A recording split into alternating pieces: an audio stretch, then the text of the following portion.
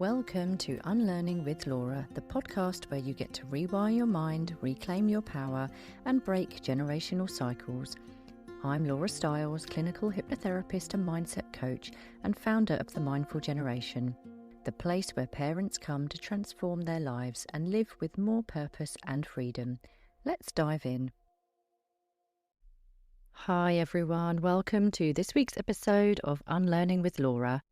Today's episode is all about summer sibling squabbles and conflict between your children. So if they are prone to arguing, if you're worried about the summer holidays and them picking fights with each other and just general arguments and stress levels when that's going on at home, then this one is for you.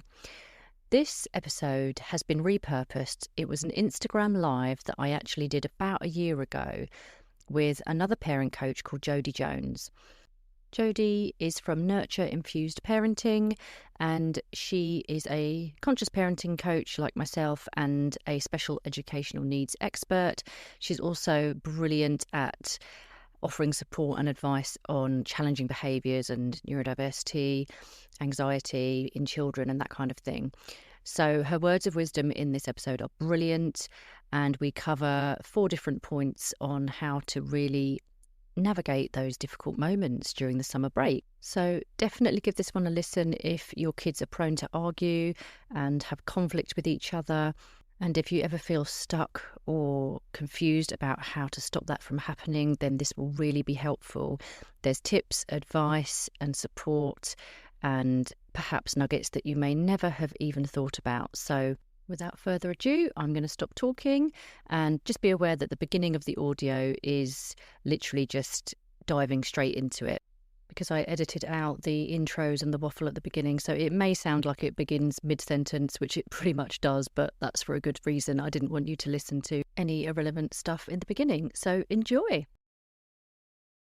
Like whatever age your kids are at, hopefully this will help. But it is obviously harder the younger your kids are, trying to come up with conflict resolution, which can obviously be very hard to do with a 2-year-old. So the first point I was going to just cover off is habits and patterns. So let's say, for example, your children are going at each other in another room and you're just trying to crack on and get things done, as we do. I mean, my boys, they tend to kind of squabble quite a lot. They're at that age now where they play fight quite a lot, which is great. Like, they're proper boys, but we do often get this fighting in the other room, arguing, mostly over Lego.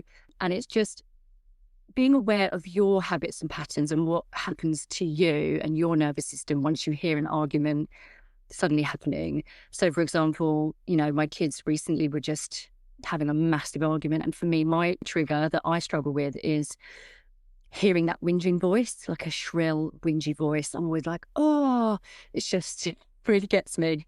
I've done a lot of work on it, and obviously I know how to respond in the best way possible now. But in the past, that would I found that very, very annoying. And my whole nervous system, like the pattern that I would always go to, and my habit would be just leg it in the room straight away, just try and get them to be quiet, because that just like sensory overload for my ears. So yeah, my sort of habits are, I have to kind of work on how to take that pause, which I have been doing lots of work on, pausing, knowing what is actually triggering me, and then thinking, right, hang on a minute, are they actually physically fighting? If they're not, if they're safe. And I've started listening in. So recently when they were having an argument, I listened in. They actually started compromising and negotiating with each other about a piece of Lego. And I was like, do you know what? They're at that age now where they can actually. So sometimes we don't need to just rush in and step in, and that impulse, isn't it? Like, obviously children are very impulsive, but sometimes we can be as well. Yeah, it's an emergency sometimes, don't we? And because maybe that's just how we were brought up. Conflict was really scary. So we're like, no, we don't want any conflict at all. So we step in from an early age, and then we build it up, build it up, build it up. And I hear what you're saying. Yes, sometimes with the younger ones, it's really hard to bring in problem solving, because they're just not going to be able to do it. They're not going to be able to listen to each other, and not going to be able to communicate effectively with each other. But if that's been happening, if siblings have been arguing, fighting, physical all the way through, and they've had a parent rush in, it's a crisis. That then can mean that you get older children who are still physical, still really aggressive. So again, that can then bring up in the parent's nervous system even more of a sense of, this is danger. I need to stop this immediately. And we end up letting our feelings get in the way and our emotions getting in the way. That's it. Yeah, exactly that. And it's just, I guess, pausing and having that awareness, which I'm now able to do this, and I'm able to just sit there, pause. And obviously through conscious parenting and all the learning I've done, it's like, right, hang on. Then obviously fighting, I can take a moment. Okay, they're fine. Now they're compromising. Obviously, sometimes they do need someone to go in and maybe mediate. But yeah, it's just taking that pause, being aware of your patterns, and just seeing if actually they can resolve it without me. So that was yeah. It's happening on a nervous system level, isn't it? I think even before we're aware of it, our body feels senses danger, because if we've been brought up to believe conflict is unhealthy, we'll sense danger in our system. We wouldn't run straight in, and our kids then get used to that habit and patterns. They might just be sitting in that same living room on their own with their brother, and they're so used to it blowing up, and then mum dashing in like, this is a crisis. It's like the house is burning down. You're all awful. Go to your rooms type thing. So just sitting in that room with that sibling can create a sense of danger in their nervous system as well. And then all it takes is a look or just a tiny little thing, and it's all blowing up really, really fast. And as a regulator, it's so important, isn't it? Yeah. To regulate yourself before you step in. That's a big part of conscious parenting anyway, isn't it? Yeah, it is. You've probably all heard of like putting your own mask or safety mask on before they're dealing with others. And then that language as well of like, if you do rush in the room, what's the language you're using? Are you always rushing in and saying, oh, you're winding him up again? And, because sometimes that language is not always going to be here at the time, especially if it's an older child. They'll be like, oh God, yeah, it was me again. Yeah. Like they're internally kind of creating a label for themselves. So that can be unhelpful as well. My daughter used to, when she was young and we'd not entered this space yet, my daughter would run in holding her arm and I'd storm in. I'd be like, what did you do? To my son, automatically putting the blame on him. What did you do? Without giving any sense to, okay, this is normal human behaviour, and both children need to be heard and seen and to be taught skills. So the next point is, conflict is normal. Conflict is inevitable. So many of us are afraid of conflict, and our nervous system does not feel safe in conflict. So even in our adult relationships, we can go into fight, we can go into flight, we can go into freeze, we can go into fawn, people pleasing.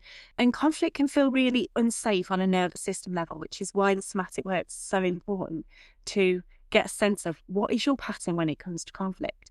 Why do you find your children arguing so intensely unsafe? So looking back at your own patterns from childhood as well, and your own fear stories, and catching yourself in your fear stories. I think I've talked loads of parents about this, and you can very quickly see that the older one is hurting the younger one. And let's just say the older one is a boy, the younger one is a girl. You're the mum. And it's not always like this, but this is my experience anyway. So the boy lashes out at the girl. The girl's younger. The girl can't defend herself. She's not as strong. The boy should know better.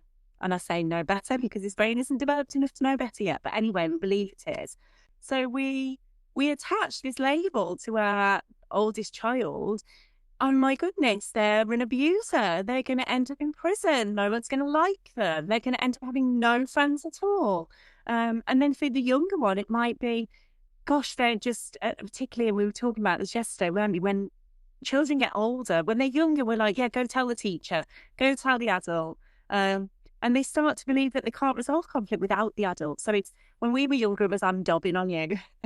Now my kids say, don't be a snitch. And they get to that age and it's not cool to snitch. So before our kids get to the age where they're snitching, we need them to be able to have those skills, so that they're not being either the bully, the one that's always causing the problem, the abuser, the one that's going to end up in jail. And of course they're not. Yeah. That's us in our crisis mode, thinking this is really unsafe. I'm a terrible mom. My child's hit my other child again.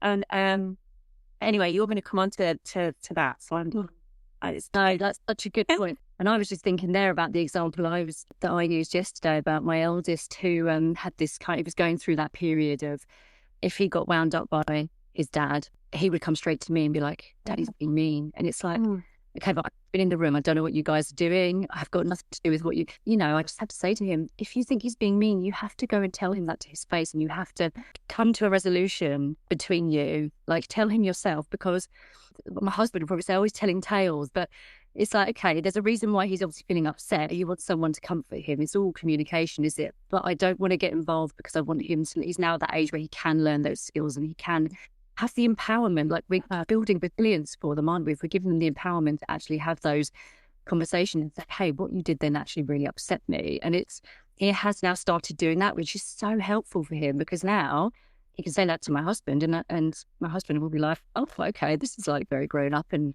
very helpful. So yeah, believing that he's capable of voicing his own concerns is an amazing skill, isn't it? And actually, it is about skills. And if you look at impulsivity and empathy and self-regulation skills and mindsight and having perspective from other people's point of views, it's really hard for an adult to have those skills when they're dysregulated. But a child doesn't fully develop those until they start developing them around age 12. And it's not fully developed until 25 onwards. And that's optimal development. So actually, you're going to get some children older than 12 who still don't start to develop those. And they don't get firm on those till they're much older. And I'm sure we all know some adults that still haven't fully developed. Yeah, they storm out, get really enraged. And it's all this nervous system work and being aware of what's going on for you. So part of conflict being normal is it's a reframe. It's looking at it and thinking it's not bad behavior. It's normal. It is normal behavior for siblings to have conflict. It's normal behavior for all humans to have conflict. Yes. And so if we look at it as, okay, so here's an opportunity to teach our children some conflict resolution skills, we're actually setting them up to be able to feel empowered and be capable going out into the big wide world where they're going to meet people who they have conflict with. And so, yeah, it's an opportunity to teach skills. And what we want to do is get them to recognize their feelings and needs, get them to recognize what's going on in their nervous system, being able to voice it, being able to set boundaries and say, I don't like it when you call me that. Please stop. And it's simple language we can introduce quite early on. Please stop. So actually, we need to be there. We can't just leave them to, tear each other's hair out and all of that sort of stuff and just be like, they're just practicing, aren't they cute? We do have to be there with our presence. Yeah. But actually, we need to be calm. We need to be regulated. And we need to say, oh, okay, you don't like it when he calls you a something or other. Have you let him know? And then that child can go, I don't like it when you call me that. Please stop. And that's it. You haven't got to get involved. And it's better to have that view of this is normal behavior. Yes, it's inconvenient sometimes. Yes, even I sometimes say, can you just stop? Can you just stop right there? And that's a sign to me, wow, I've got zero capacity right now in my day to be dealing with this. And it's always important to revisit. But yeah, it's saying, okay, this is normal behavior. My kids are going to do this over the summer. They are going to have conflict. They're going to be with each other way more than they're going to be with probably anybody else, any other human. Yeah. And they don't normally spend that much time together because they're at school, aren't they? Well, the school age ones and above. Yeah. So a lot. They're gonna wind each other up, and that is normal. And like I was talking to a friend recently about and also adult arguments. Like, I know this is off topic slightly, but just on that point, like having an argument with a partner at home, if a child is listening, we're all human beings. It can happen. And actually, I think I'd be more worried if there was a couple that never argue. And I'd be like, that's not normal. Like, what are you suppressing? So, and as long as I think it's helpful to kind of make up when the child is kind of around, obviously you can't force that. Like, it's got to be a natural kind of thing. But, it's really hard when you grew up in a household where maybe adults were not very emotionally mature in terms of getting through conflict, which my household was a bit like that. It can actually be so hard to learn this stuff, and so the sort of thing I wish I'd learned at school. So hence why people like us are doing this kind of thing. But this is disciplines, this is teaching. So this is the sort of stuff that is just going to be so helpful for them going forward when they're older, when they're in the workplace. Yeah, it's hard having difficult conversations, but we can start that with siblings and with family now. So, yeah, absolutely. So you used to as children be either being shouted at or being given the silent treatment for days, and that is a sign, if that happened to you, that your parents didn't have that emotional maturity to be able to do it and to give you those skills, because perhaps they weren't modelled to them in childhood. So it is just a pattern, and we're kind of stepping in and saying, okay, this pattern isn't working for me now. I really want to give my children those skills. Yeah, and it can be hard to break, but with inner work and healing and awareness, it is doable. So that brings me on to being the facilitator. So mediating if you need to get involved. So if your children are, like mine sometimes do, having physical fights, there is obviously that moment where you do then need to get involved. You need to step in. Everyone's got to stay safe. It's really difficult because obviously you want to give them the empowerment to kind of figure things out. But if someone is, my 4-year-old is a lot smaller than my 7-year-old. If he's about to get smashed in the face, obviously it's just, then getting involved. And like you said earlier, you don't really need to know the details. You don't really need to go in and say, what did you say to him? Why has this happened? Mm-hmm. I've sort of learned over the years to not actually ask about the details. It's not important. It's actually quite boring. Like, let's just focus on how we're going to get through this. It's right, separate, keep them safe. And then it's like, okay, deep breaths, get everyone, co-regulation. Usually it's my youngest that might need a hug. But also I don't want the elders to kind of feel like I'm taking sides. So like, I think we were saying, it was probably yesterday when we were chatting, it's like that you don't want someone to feel like they're a perpetrator and then someone else to think that they're a victim. So, and that can be really hard when you've got like an older sibling and a younger sibling, because it can sometimes naturally fall into that pattern. But in the past, I have sort of walked into a room where they're fighting and said, oh, not again. And it's got to be judgment free. And that can be really hard to do, because in your mind, you've just heard someone essentially maybe beating up the other one. And so it's like, let's drop the judgment. We don't know what happened. We weren't in the room. Let's just make sure everyone's safe. And also just kind of figure out how you can get through that and compromise, and just be the sort of facilitator in them making up.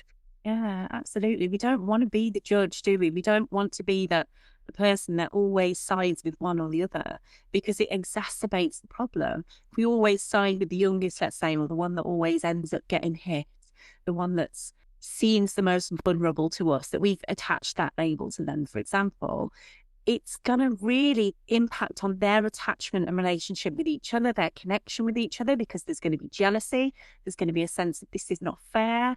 And also it's going to impact on your relationship with your child.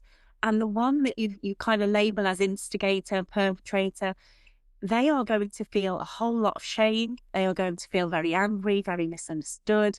And particularly before the age of 7, if that continues to happen, that's going to land in their subconscious, and they're going to start believing that they are bad, that they, should know better. When we've just said, haven't we, like, their brain isn't fully developed yet. They don't know better. They can't do better yet. But they can, and they do deserve lots of compassion despite messing up.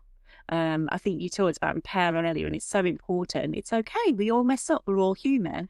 And sometimes with siblings, these conversations have to happen separately. Mm. So when this happened, what were you thinking? What were you feeling? And going into with the problem solving, what do you think would work? What would you like to do differently next time? I know you don't feel good about what happened, and that's because you're a good human. Of course you didn't want to end in whacking your brother around the head with the truck.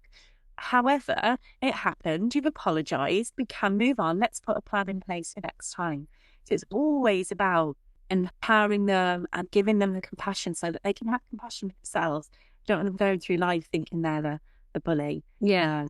You just mentioned there about apologising as well, which just reminded me, it's really hard to get little ones to apologise. One thing that I have learned is it's probably best to force the apology, because sometimes, I used to hear it. I think my own parents probably did it, like, say sorry. It's like, but it's not a real sorry. It's not a real apology if I'm being forced to do it. It's like, bring her up, like, through gritted teeth and really mean anything. So I've kind of stopped saying that to my children since about conscious parenting, because really what I've learned is actually if they've had a big bust up, it's usually kind of a few hours later, or maybe at bedtime, when we do have that, like you said, that separate conversation when everyone's calm again and you do learn what might have happened. That's usually when, one of my sons might go to the other one and say, sorry about what I did. And it could be like 3 hours later, but actually that That's a real, authentic apology. So that As soon as the child said sorry, we can move on. The sorry's been done. It's all solved now. But actually, if that child doesn't feel what sorry means, and then they can kind of go through life hurting people and just go, sorry. And I think when my children were younger, there was one point when one of them would just go, sorry, and then run off. I'd be like, I don't think you are sorry. And actually, like you say, it's not about forcing it. It's about helping them feel it. And so my children now, they're older, they know what it feels like to feel sorry. And then you can step in with, you know what, that's what sorry feels like. You feel sorry for that. And that's because you feel empathy. And it's really nice to hear the word sorry if you feel able. So my children do now say sorry to each other. And I never say it, I never force it. And it's beautiful. Like you hear them and one of them will go up to you and they'll be like, sorry about that. Sorry I hit you. And the other one might say it back sometimes. And it's beautiful, isn't it? The other thing about sorries is, we had a bit of a phase when one would say sorry, but the other was like, thank you for your apology, but I'm not ready to say sorry back. So the one that's apologized is like, well, I take my sorry back then. So again, we've had to work around. Only apologize when you feel it and you are sorry, and regardless of whether the other person is ready to accept it yet or not. But also knowing that saying sorry can be really hard for people. So if someone gives you a sorry, that you can try to gracefully accept it and just say thank you. Oh, I heard this other thing, going off on a tangent there. And my daughter does this a lot. And if someone says sorry to her, she'll say, it's okay. So we're kind of trying to change the angle on it's okay to thank you for your apology, because we don't want to say it's okay as though what you did was okay, because it isn't. We want to keep firm to our values with thank you for your apology. I appreciate it, rather than it's okay. Go ahead, do it again. That's a good one. Yeah, I say that to my youngest. Has started saying sorry to me when we've had quite a stressful week. You know, I'm sure other people who are listening can resonate. If you've got youngsters, it's that time of year where they're just so tired, and his behaviour the last few days, it's just all been coming out in the behaviour, like really difficult mornings, so tired in the evenings. Yesterday he did about 5 things that were just like so annoying. But he, after every single thing, he was like, sorry. And I did exactly that. I was like, thank you for your apology. I appreciate it. But in my head, I was like, that's really fucking annoying, you joke.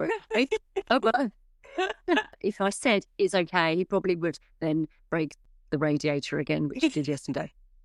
Oh God, it's hard, isn't it? Honestly, build up to some holidays is just one step up from your normal everyday parenting. Yeah. Okay, so the last thing we were going to talk about was when children are arguing. It's never, and I'm going to use an example of something that happened recently where mine two wanted to sit in the same seat. We were watching the football, and one of them had already claimed that seat and then left the room, and the other one came in and sat there.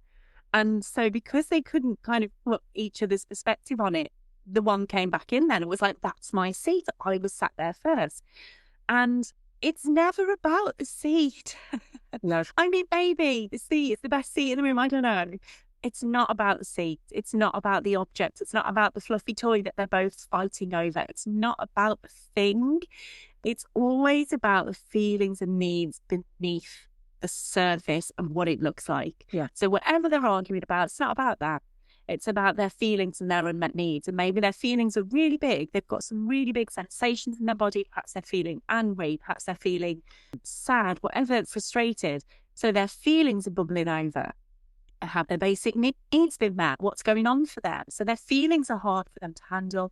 And then their needs. So behaviour is always a communication of a need, met or unmet. When they're at their best and they're feeling really, they're being very agreeable and you're all having a lovely time, their needs are being met most likely. Their need for connection, for joy. But actually, when they're having an argument with a sibling, there's unmet needs there. And some of them can go back years to when the baby was first born and they felt pushed out. It can be jealousy. It can be them needing to feel powerful. It can be them needing their autonomy. It can be about fairness. It can be, who do you love the most? It can sometimes be, my sibling hates me. And so they feel annoyed about that. It might be a conflict that they had 2 days ago that was never resolved, that they still haven't forgiven or moved on from. So it's never about the object itself, although it seems it. And you might feel like you've got to rush in and be judged and be like, right, who's got the fluffy toy? Right, you give them the fluffy, that's their fluffy toy. And then right, you in 5 minutes, you have and you just get all, pulled in with the fluffy toy. Yeah. Not about it. And actually it comes back, doesn't it, to let them problem solve. Okay, I see this is really important to you, and I'm not judged. Like you just said, that it's about facilitating it, not being judged, not being I'm going to decide here somebody's wrong and somebody's right. It's never that. Yeah. And the person that, I don't know, has caused, I don't know, let's say somebody's been physical, we automatically get to say, right, you're the one that's the problem, let's say. Actually, they might be needing way more support in that moment, because what's happening beneath the surface that's got to the point that they're actually lashing out. So our children need equal amounts of support. Sometimes the one that you think needs the least amount of support needs even more. Yeah. Even more and guidance. Otherwise, why would they have started it, sort of thing? So yeah, such a good point. And I think like with the whole, it's not about the red cup, not about the cushion, not about whatever the thing is. It's just validating. And sometimes it's really hard to get to the bottom of it. We might never find out. It's so hard to decipher what is that need. And I think that this, again, comes with the work, and the conscious parenting work is you get better at figuring it out the more you communicate with your child and listen. But that itself can be a very hard thing to do. So, yeah. And I just, as you said that, I just remembered that sometimes I can be all geared up thinking, right, I'm going to do this. I'm going to have a chat with this one. I'm going to have a chat with that one. We'll problem solve together. It's going to be like, wow, look at us and our problem solving skills. And they've moved on and they're out in the garden playing again, both laughing again. And I'm like, all worked up. And I'm like, hold on a minute. We need to go back and resolve this. No, we don't. Like, they're allowed to move on. If they've moved on, brilliant. They've solved it. They don't need you. So that makes me smile sometimes. I'm like, Jodie, let it go. Let it go. Guilty of that. Yeah, I'm guilty. And I sometimes like raise things at bedtime. Like, should we talk about that thing? Like the therapist to me wants to like, figure out the thing or the answer. Is like sometimes, one less thing to worry about. I'm going to figure it out. So yeah, I know what you mean. And the other thing I was going to say is it's about active listening and reflecting what our children have heard. And they don't want us to fix, and they just want to be heard. So sometimes it is literally listening to them say everything they want about that sibling and letting them know we've heard them. And that can be enough. We don't have to fix. We don't always have to problem solve. Sometimes they will feel far better when we've just listened to them. But we're so geared up sometimes to listen, to respond and put our spin on it and make sure everything's hunky-dory moving forward. And actually, they just need to have a moment. And that's okay. Yeah. And I think sometimes it's just like, okay, you can't speak about your sibling in front of them like that, but you've got a lot going on. Let's find some private time to talk about this so that no one's getting hurt by your words. And then letting those words spill out. It's okay. It's okay for them to feel how they're feeling. Yeah. We talk about emotions and feelings, and they're not being good and bad. They're all neutral. So in our house, we brought in a lot of work around, not work, but we talk about jealousy being a normal human emotion. And it's okay.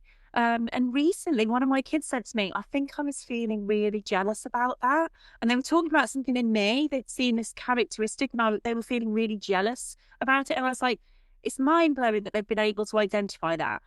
And then it's mind-blowing that they've been able to say that. And then you respond with that and say, amazing that you've identified that. Maybe that's something that you wish for yourself. So with the feelings and the needs, all feelings and needs are well. So it's okay to feel angry and jealous and annoyed and all of that. Yeah. It's just being heard and being knowing that emotions are neutral and normal and they're not bad for feeling that. I was going to say about anger as well. Please don't be afraid of anger. Like, if your kid is angry, it's a normal emotion, as Jodie just said, but like there's really good ways to work through that in a safe way. And I'm sure, I know in your program, you talk about that, and I do in my work when I work with people one-to-one, but there's so many amazing tools, especially somatic tools, which is amazing things to help like get that out of the body, release that out of the body, because that energy, that angry energy, especially like my two boys, I know that girls get angry too, everyone does, but like my two boys really sometimes got to get that out, especially like before school this morning. My youngest had a real angry moment and I was like, what do you want? Do you want to squeeze my arm? So it's helpful to just learn to accept, because it was hard for us, I think, our generation, to know that we can express that safely, because we would have just been shut down. I know not all of us, but it's a generational thing, isn't it? So just kind of be mindful of like letting your children show all the emotions. Yeah, Well, Oh, hey, thanks everyone. take care. Bye. Bye.